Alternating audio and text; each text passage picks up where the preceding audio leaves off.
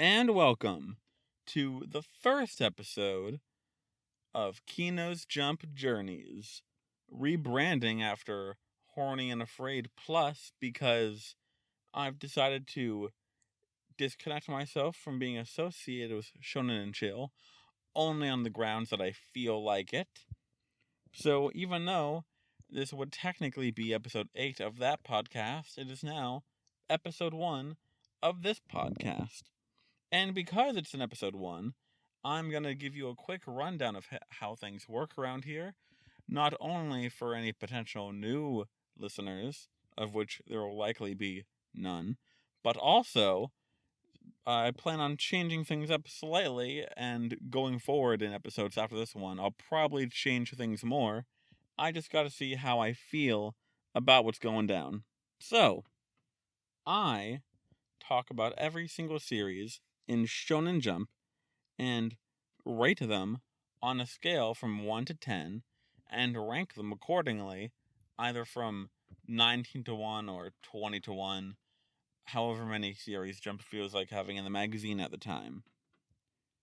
With the lower scores, the series that are in the bottom 9 for now, let's say, I will give most likely only a few quick words about how I feel about it, because if they're that low, they're most likely series that I don't really have much feelings towards or actively dislike and don't want to talk about. With that being said, let's hop right into the list and you'll kind of get an idea of what I'm talking about. In last place, with a lesser 5 score, which means it's technically a 5, but imagine like a soft 5, whereas a strong 5 would be just below a 6. You get it. Witch Watch, at a bottom 5, is a depressingly plain chapter with sparse comedy and science bits that fail to imitate Dr. Stone. I kind of see what they were going with, seeing how the magic mixes with science and how it would work in real life, but it's really boring and doesn't really have anything else to show for it. And also, I'm not really sure who was asking for this, and I honestly just want to get right into the next story arc, the things that I actually care about in Witch Watch. But whatever, let's move on to number 18 out of 19 with Earthchild at an upper 5. Earthchild, while managing to achieve some small level of feeling nice and warm, the speed at which we're wrapping things up and the lame way the conflict was resolved really dampens things massively. I really don't know what we're going for the series now, as it takes every single storyline it has and rushes it to a fast conclusion before you even know that what the story was is now over and is now something completely different. I mean, we just started this arc with the Earth Lady, the Earth Chan, if you will, and now she's already gone because she felt like it and didn't feel like dealing with protagonist bullshit, which is funny in its own way, but also I really just don't care about it. So let's move on to number 17, Roboco at a flat 6 out of 10. This chapter of Roboco was simple, but fun as well. We got to learn a bit about Roboco's backstory, even though, of course, in Roboco fashion, made no real sense and kind of just was whatever was funny in the moment. But I have to say, it was interesting to see this whole future thing where I guess Roboco was in the future and saw Bondo as an adult and now came back to serve Bondo as a child, and then she knocks him out because he knows the truth and can't have that, so she hits him so hard that he just forgets. What's going on there? I don't know. And the fact that it'll most likely never be brought back is even funnier because now it's just a thing that exists and will never be commented on, and I like that. So on to number 16, we have Superphone at an upper 6. While not very catching in the start, the chapter picked up interest as it went, having the main character learn about himself, somewhat cheesily, and ends with a huge twist as 2 smartphone users confront Q, knowing a lot about him apparently. Don't know what's going on there, but I'm liking the shake-up things I've going on. These people either seem smarter than they first appear, or they have some power that Q doesn't have that would allow them to do this. But who knows? Anything is possible, and the sky's the limit. And, as a side note, it is just occurring to me now that if you haven't read the chapter, the things I'm saying won't make any sense, which, in my opinion, is fair, because if you're not reading the series and you're listening to this segment, you really shouldn't expect to understand what's going on, and I'll kindly ask you to just accept that, I guess. So let's move on to number 15. Doron Dororon Dororon Dororon Dororon Dororon Dororon at a lower 7. Though a very sweet ending that kind of hits me in the feels with those two leaving each other forever and having to just move on, being made stronger by knowing each other, which is very nice. It was, of course, extremely rushed and lacks in a lot of power, which is unavoidable seeing as that it was cancelled, justifiably so in my opinion. But the past is the past, and I am more than happy to never have to think about or talk about Doron Dororon Dororon Dororon ever again. So, with happiness in my heart, let's move on to My Hero Academia at a lower 7.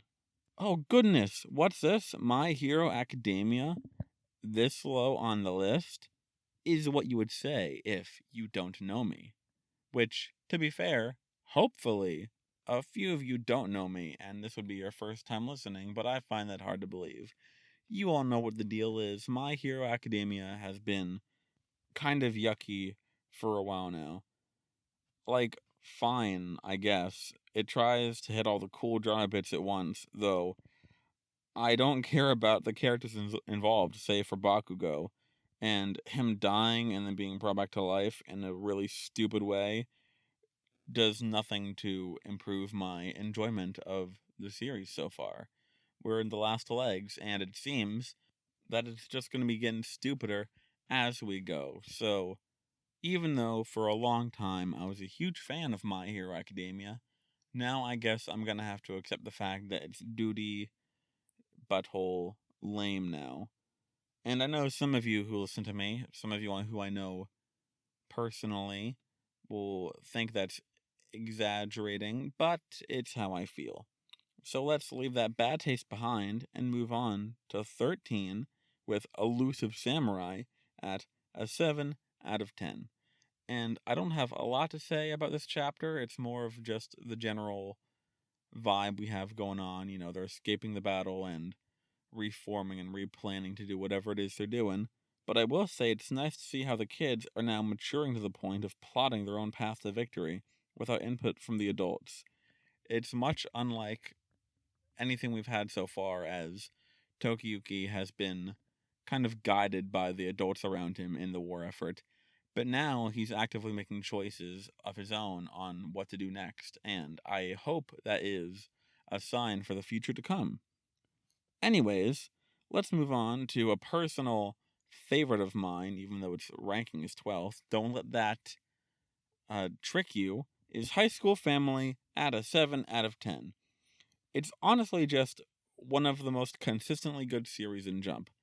I cannot recommend it enough to anyone. It's funny, heartfelt, and has lots of actually good sports scenes in it, if you'll believe it. I know I said I probably wouldn't be summarizing shit, and I'm really not. I'm just kind of describing to you what the show feels like to me. It's just always great and silly and beautiful. And I love how Ichiro is a perfect example of what I'm talking about here in this chapter. He goes back to his old work and is touring, and just is a nice guy, has a nice look out in life, just wants to be a high schooler. He's beautiful, and I love him and the rest of the family so much. Because it's a comedy series, there's not much specifically I have to say. All I can say is it was just fun and made me happy. And I think it would make you happy too if you were to read it. So, that's all I gotta say. And rounding out the bottom 9, we have Black Clover at a 7 out of 10. It was an overall nice chapter with fairly dramatic and scary scenes going on, though we all know that Asta's not actually dead. While it's also dragged down considerably by the fact that we just ended a huge arc and now we're starting what is looking to be another huge arc. What's looking to be the last arc, in fact.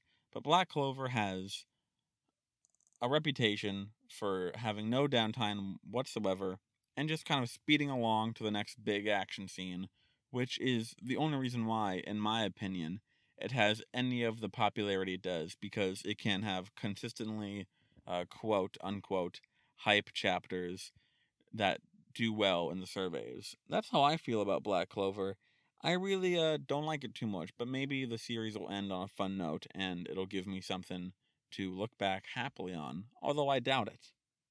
And now, the top 10, although, if I'm being honest, the distinction probably isn't all that worthwhile, as I'm most likely going to have an equivalent amount to say about most of these series, as all I can do is talk about how I feel about it, which is something I've mentioned before, because seeing as I don't have a co-host, I kind of just have to do whatever and say whatever I want until I feel like I'm either repeating myself or summarizing too much and just move on. So, Sakamoto Days at a 7 out of 10. Perfectly fun, with a well choreographed chase that is exciting and silly. There's nothing too huge in the story, besides seeing that this guy is the son of some other guy who I'm sure we met before, but I forget. And there's some key which I forget the importance of, but Sakamoto Days isn't really about knowing the story or what exactly is happening for what reason. I know they're getting some secret information on not Scar, whoever they are, but beyond that, I'm not too sure. All I know is that it was really cool, and Sakamoto Days, if anything else, is really good at having awesome fight scenes and being fun to read, which it was. So I imagine next chapter will be just as fun as this one was. Moving right along to number 9, we have Mashle at an upper 7. Really badass stuff, while delivering on the emotional moments and the character growth. Light on comedy, but it made up for it with some creepy imagery with the summoning of the sister and whatnot. Very creepy stuff. Let me tell you, Mash's siblings do not seem like fun people to hang out with. They mostly seem like people who I would, dare I say it, not want to hang out with. And Pudding Man, who does the science experiments, is chief among them. Were we supposed to know that Mr. Sister Lover, his sister was like kidnapped and shit? Or, like, what's going on there? Because we know that he was obsessed with his sister, and that was a funny gag. But did we know that she was kidnapped, or is this a reveal that is recontextualizing the reason why he is the way he is? I don't know. I really couldn't tell you. But it was really cool to see Mr. Explosion and Mr. Sister get along well. And that's all I have to say about Mashle. Much like Sakamoto Days and High School Family, they're series that I just kind of enjoy because they're fun to read and they make me happy and never give me any issue to be annoyed about. The same of which can be said for number 8, Yozakura Family, also at an upper 7. It's very cute and drives home the emotional crux of the arc, which is that they're family, and poses the question about what love and bonds really are like and why their father is fucked up and a loser and also creepy because he kidnapped their siblings and are forcing them to be, to love him and shit. Main girl, who for some reason I'm forgetting her name and showing that I may not be a true fan, but whatever, I'm bad with names. She poses a question about whether or not her father really does believe that this is true love, or if he knows that it's fake and not real, which leads me to think that she at least believes it's a possibility that he knows what he's doing is wrong, which would show some kind of sympathy for him, which would be interesting, as up till now, everyone seems pretty firmly on the fuck him train, and not in the fun way. But we had a really cool ending panel of them all eating this crazy dinner that gives them super tough durability strengths or whatever. And it's cool, and it's most likely leading up to what might be a final conflict, or at the very least, the mission to retrieve their siblings, and then pushing on the final conflict until later. Who's to say? It's Yozakura family. I don't really see it ending soon, as it's not unpopular. Although not popular. There's not even an anime yet, which is crazy, but that's beside the point. Let's move on to 7th place. What? One Piece at an upper 7 out of 10? How can One Piece, one of my favorite series in Jump, be at only 7th place? Well, sir, I'll tell you the reason why. The reason why is because most of Jump this week, as you can see from my scores, is pretty good. I mean, if I'm giving you a 7, that means baseline, I actually really enjoyed that chapter.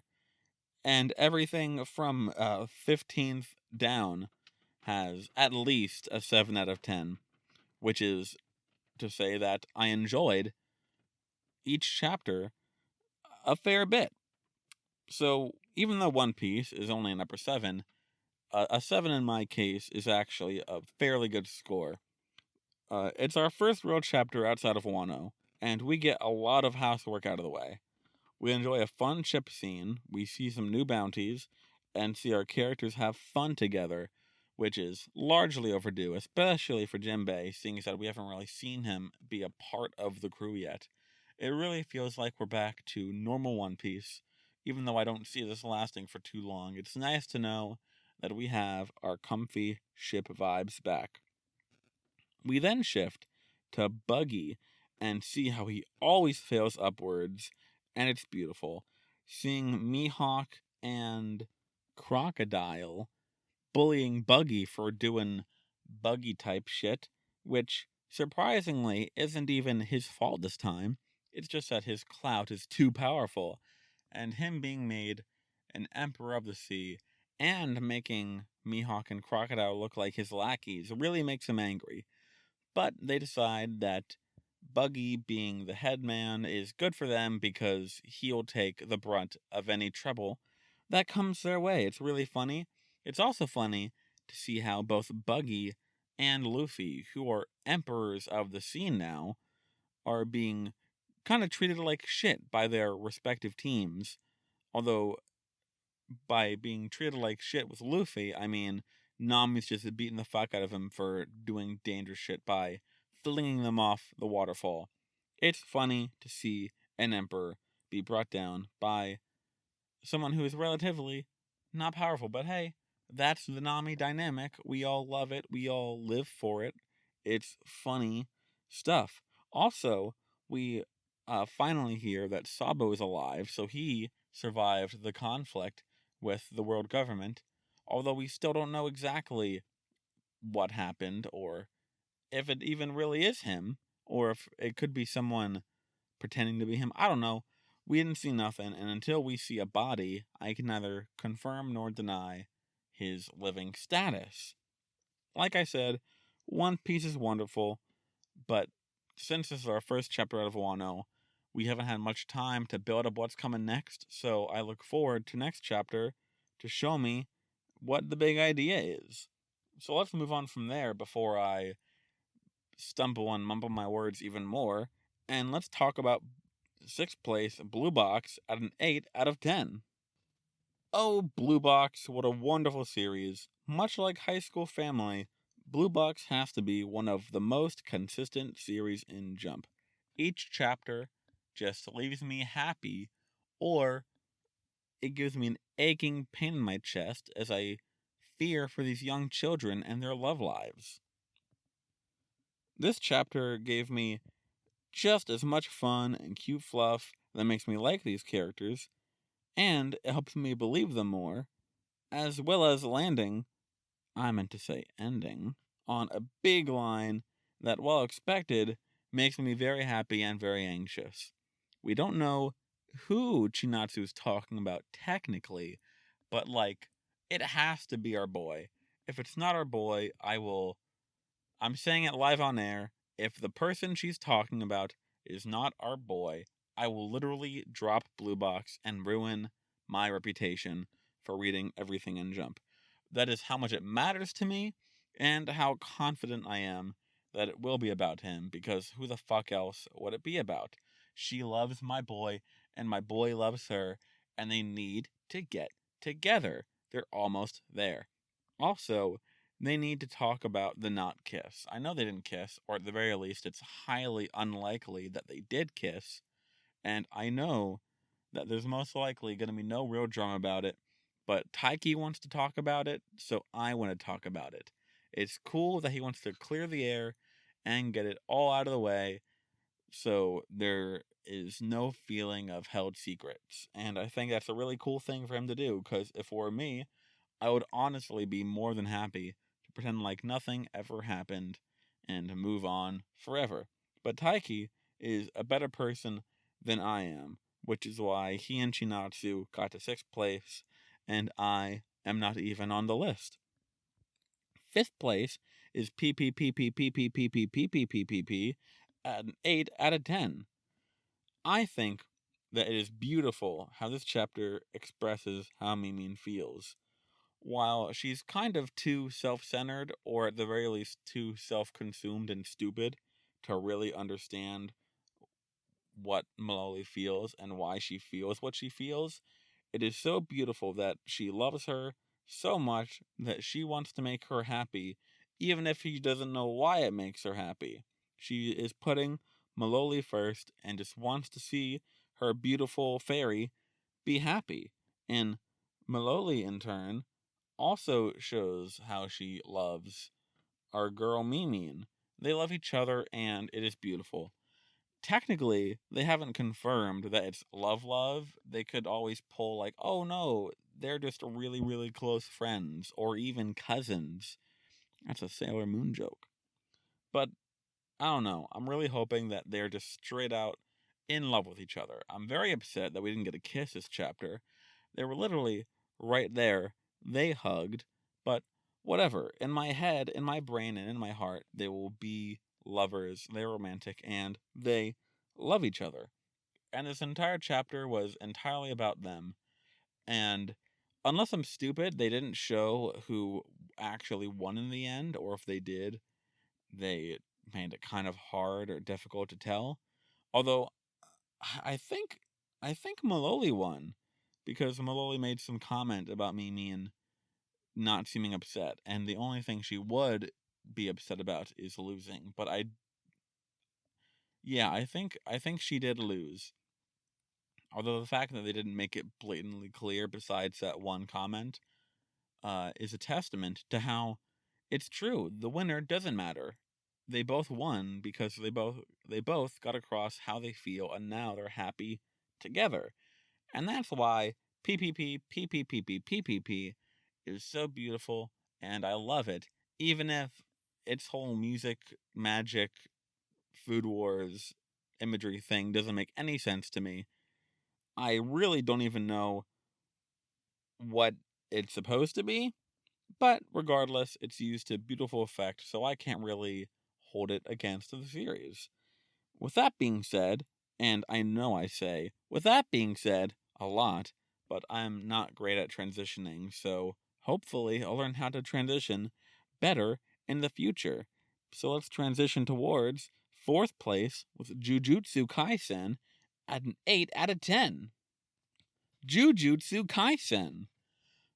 A very strong chapter showing off 2 new wacky and random crazy characters that seem pretty badass. We have Mr. Katana Guy, who is really impressing with how he just took charge of the scene seamlessly, and how he got Maki to just make and toss him a sword immediately upon crying for a katana, which he then uses to beat the fuck out of Naoya, I think his name is. Listen, you know I'm bad with names. And I'm especially bad with names in Jujutsu Kaisen because I kind of just read it every week and low-key forget the context of most of the situation. But that's fine, because Jujutsu Kaisen is really badass. So if Maki knew this guy. I forgot about it, but I don't think she did. I'm pretty sure we just met this guy, or at the very least, we've heard about him and now we're seeing him for the first time. But I really don't know. This crazy man just comes in, can't even see fucking demons, and he slices that shit up immediately upon receiving a demon katana like a badass. I don't know what's going on, and I don't really care. We also see Mr. Kappa fucking sumo guy show up doing some simple domain bullshit. So I think what's going on is Katana Man is going to be showing us the cool thing about like demon weapon, cursed energy blade shit, and Sumo Kappa Man is showing us more about simple domains, which will most likely be useful to know down the line. But I don't know. It was really fun to watch. Mr. Katana is super neat, and I like seeing him do stuff. And I'm sure Kappa Boy will be equally fun to watch. So let's look forward to reading about that next week as I now talk about third place, Akane Banashi, at an upper 8 out of 10. A very strong chapter, nearly entirely focused on Akane's encounter with Isho. This chapter was immensely tense and is largely composed of Isho declaring what it means to be a true master, and why Akane's father deserved to fail. A strong argument, and it leaves me insanely curious at what Akane will say in response next week. The entire chapter mostly made up of just them talking about that, and Isho kind of just spitting in Akane's face, showing her how she still knows so little about Rakugo. She tries to make a whole emotional appeal about how, because he was able to evoke such emotion and happiness and encouragement from the crowd, that he's a true master Rakugo. But Isho's like, listen, girl, this man needed help from the audience and needed encouragement, which means that he wasn't a pro and deserved to be kicked out.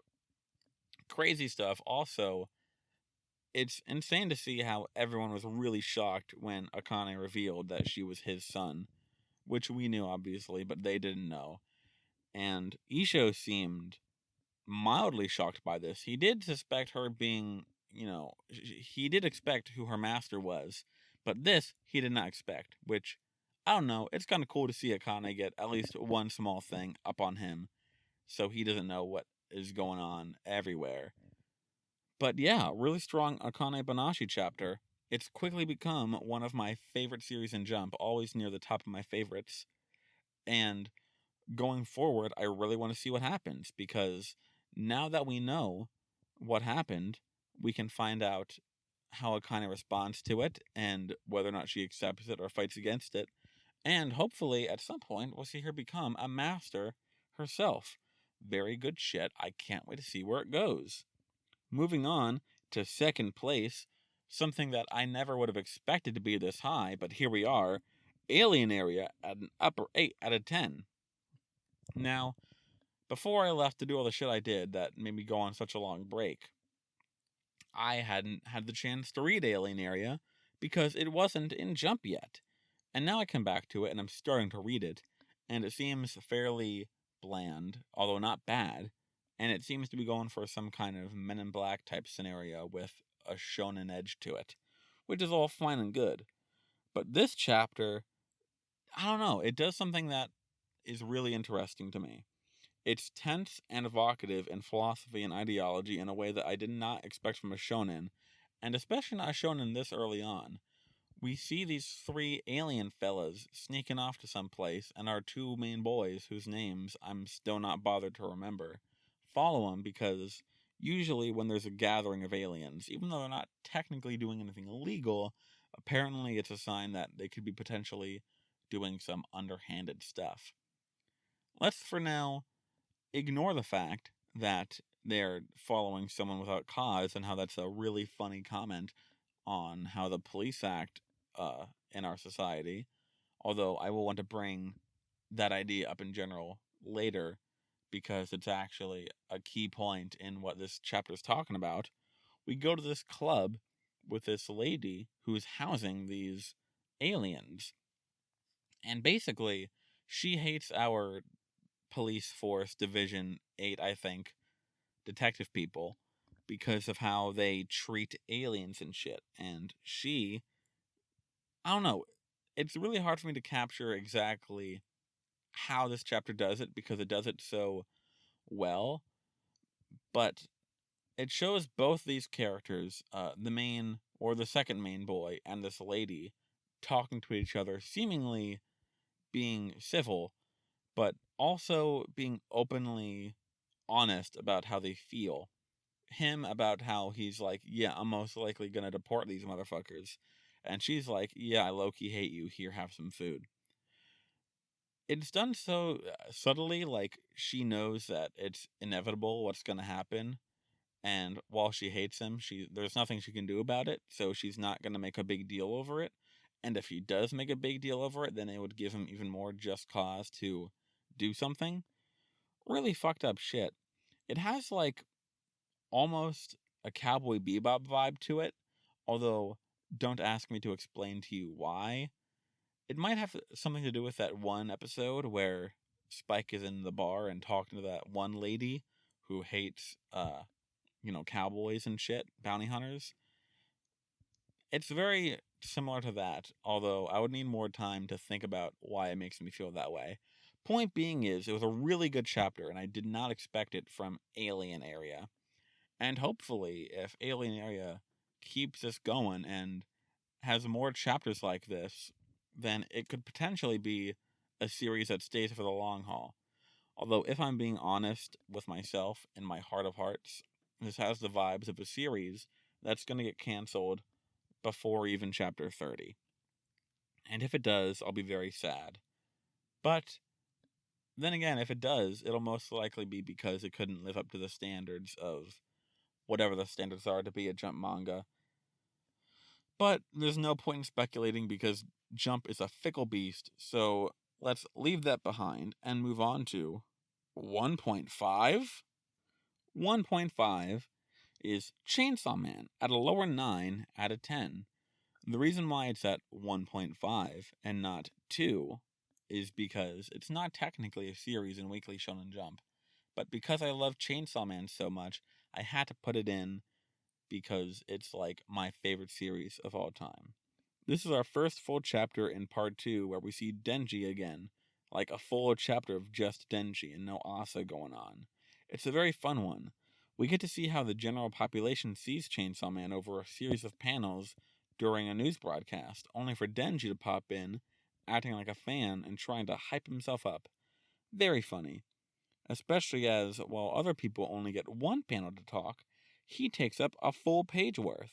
Then that one guy from part 1, who's also hanging out with Asa, shows up. I don't know his name, he was just some guy. He's saying that he wants Denji to keep his secret under wraps.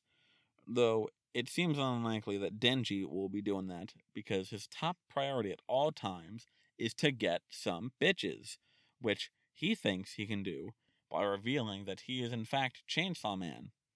Why he hasn't done this so far is unclear. Maybe he's waiting for the perfect moment and doesn't want to do it just randomly, though him having that much foresight isn't exactly likely. Unless this is really Denji being more mature, but if it is Denji being more mature, then he probably doesn't actually want to go through with this whole plan to begin with. Which leads me to think that him saying this whole thing about wanting to get girls to this guy is a front for what his true purpose is, which is most likely one, taking care of Naoya. Naoya? Yeah, no. Nayuta. Nayuta, I got it, don't worry about it. And also finding the Blood Devil, previously known as Power. That's what I think his real plans are right now, even if he's putting up a front of being stupid, which is the most likely just because it's a defense mechanism at this point. I'm not going to get all philosophical about it, mostly because I'm not very good at the whole philosophy type dealy. So I'm just going to say what I say and say that Chainsaw Man is wonderful. And if you're wondering to yourself, if, Kino, if you love Chainsaw Man so much, how come it's not at number one? I feel like some people would put their favorite series of all time at number one, no matter the chapter. Although, me personally, I feel if there's a chapter that is just inarguably amazing and the best chapter of that week, we shouldn't pretend like our favorite series is the best one that week, even though we're extremely biased towards it. And if a chapter like this one is relatively low in hype, we don't have to pretend like it's the best thing since sliced bread. Just be honest with your feelings. And the fact that me being honest with my feelings puts Chainsaw Man at only a lower 9 says a lot about Chainsaw Man, because that's what I honestly believe even a chapter like this deserves. That mini rant aside, a rant I don't even know why I went on, if I'm being honest, let's go into number 1. Undead Unluck at a 9 out of 10. Nothing short of beautiful. A perfect showcase of Undead Unluck's ability to show emotion. It really feels like the climax of the series, which makes me think that we may be even closer to a finish than I expected. But everything it's doing here feels deserved anyway. They're going to be going into the past, and they're reaffirming all the emotions and feelings they've had up till now. Andy and Fuko really fucking love each other. They're the best couple of all time, and even more than Blue Box, I need to see these two happy and together forever, because they're fucking made for each other. The art is popping off this week with just clean lines, big pictures, and emotions all around. We're finally going to go to the past and kill God once and for all. A goal that I will always be behind with all my heart, because God's a fucking queer. I meant a loser. I'm bi, so I can say queer. Shut up. And that's everything for this week in Shonen Jump. That was the first episode of Kino's Jump Journeys, and I'm sure a bit of it was rough. I'm sure I had some dead time, and I'm even more sure that this episode doesn't need to be 38 minutes long, but it is, because I'm still getting the hang of it. You're still getting the hang of it. We'll work through this together and figure out what to do next. Next week, I might try to only do the top 10, or speak even less about the bottom 9, or, I don't know. The sky is the limit, and I can do whatever I want because it's my podcast.